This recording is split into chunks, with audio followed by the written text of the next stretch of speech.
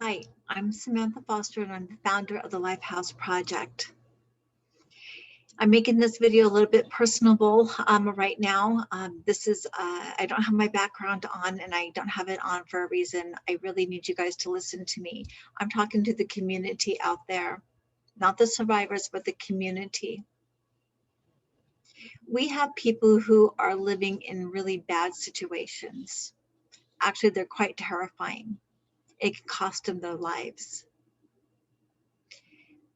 The community doesn't get involved because they don't know how, or they're too scared and fear stops them.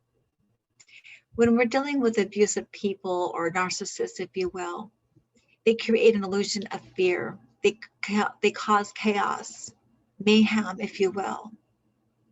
Their underlying tones are always threatening. You just can't put your finger on it.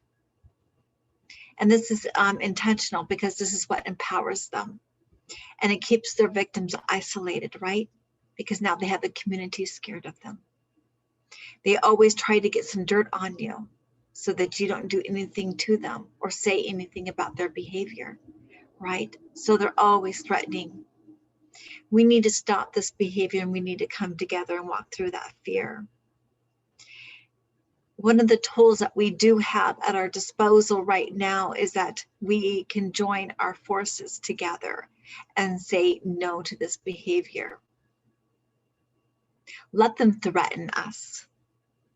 Let them do their bad behavior, but we need to expose it for what it is. Nobody's perfect. So be vulnerable, because your vulnerability and you getting involved will save a life. Everybody, the excuses I've heard, oh, well, that's toxic and I don't want to get involved. Well, you are involved. As long as the toxicity is in our communities, you're involved. Okay, making excuses, oh, I don't want to touch that toxicity, is just you saying, I don't want nothing to do with it and I really don't give a crap that the person's hurting or a victim. And you are allowing that behavior. So the excuses of not wanting to get involved, I'm going to call out bullshit on. I'm calling you out. We need to come together as a community to stop this type of behavior, because as long as we allow it, then it continues to grow and build. Why do you think we have so much human trafficking? Why do you think we have so much domestic violence? You know that there are so many cases of domestic violence that are not traceable, that you guys have no idea what's going on and happening. Women and children, and even sometimes some men losing their life to narcissists. Come on. This is not acceptable. I'm calling you out.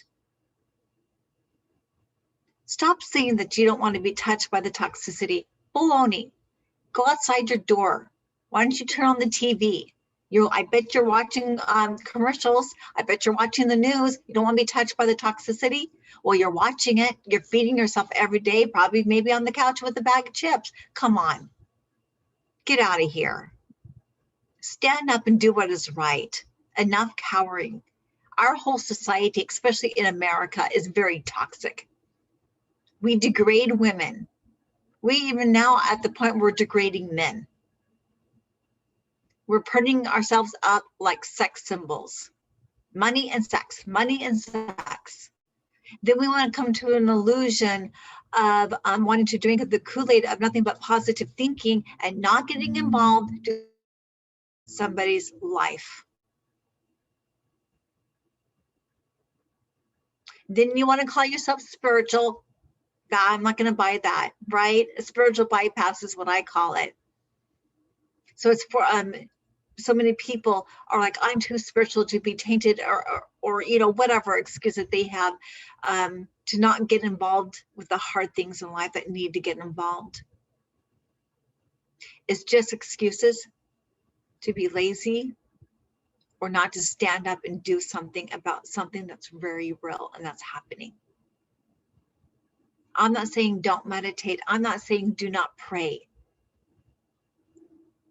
But I'm telling you, whether you're a Christian or just somebody who is spiritual, Hinduism, it doesn't matter. We need to stand up as a community and stop the toxicity. That means when victims are crying out for help, no matter how difficult and yes, how irrational their thinking is, it doesn't matter. Stand up and do it anyways. Get up off your seat. Get out of your comfort zone. Walk through the fear. All right?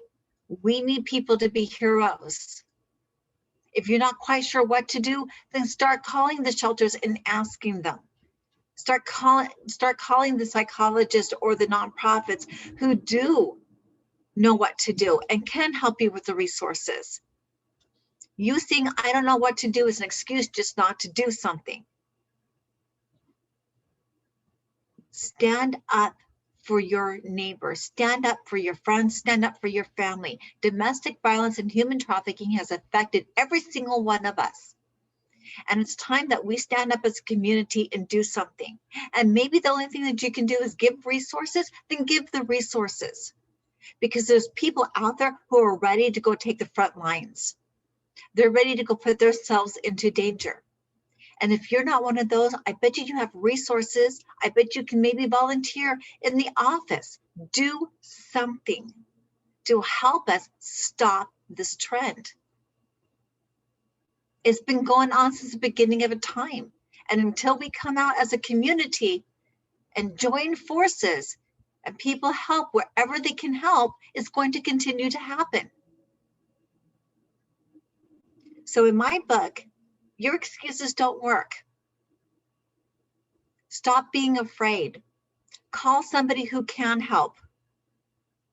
Give resources. Volunteer time in the office, whatever it takes to help us stop. Let's do it together. This is a call to action. I'm calling you out right now. It's time. There's so many nonprofits out there. I am with the Lifehouse Project. I'm the founder and CEO with the Lifehouse Project. We have a GoFundMe. We have a website, www.lifehouseproject.org. We've got donate buttons. We have volunteering options for you. We need homes. We need shelters. We need food. We need clothes, whatever. We need your time and we need resources. I've got young ladies right now reaching out for me for help. And we need the resources to be able to help them. They're in dangerous situations and they need to escape. So it's time as a community that we stand up and we do this together. Thank you.